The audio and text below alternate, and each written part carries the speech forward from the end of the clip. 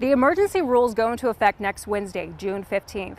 According to the Washington State Department of Labor and Industries, they'll apply to workers whose jobs keep them outside. That includes road crews, roofers, and farm workers. It's a busy time for vets on the farm. Part of the Spokane Conservation District, the farm helps veterans ease back into civilian life through farming, forestry, and agriculture.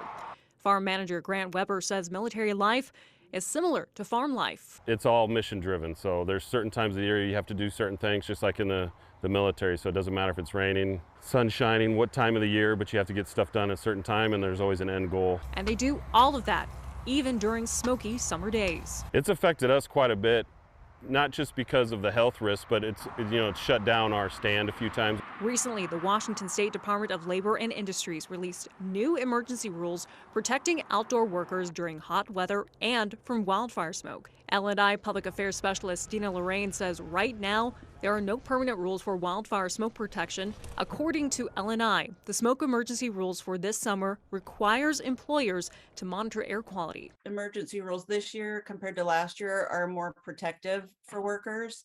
They have a threshold that is lower for particles of smoke in the air. If the air quality index reaches 69 or higher, which falls into the moderate range, employers are encouraged to limit workers' smoke exposure, which includes reducing time outside, going inside where there's filtered air, or reducing work intensity. Employers are also encouraged to provide NIOSH-approved respirators at no cost to workers, and workers can wear them if they want to. However, when the index gets to 101 or higher, the level considered unhealthy for sensitive groups, employers are required to provide respirators for voluntary use and take steps to limit workers' smoke exposure whenever possible. Finally, if air quality gets to 500 on the air quality index, respirators become mandatory. Some people say that it may never get that high, but there were a couple cities last year that did get that high for a certain amount of time. The smoke was that bad.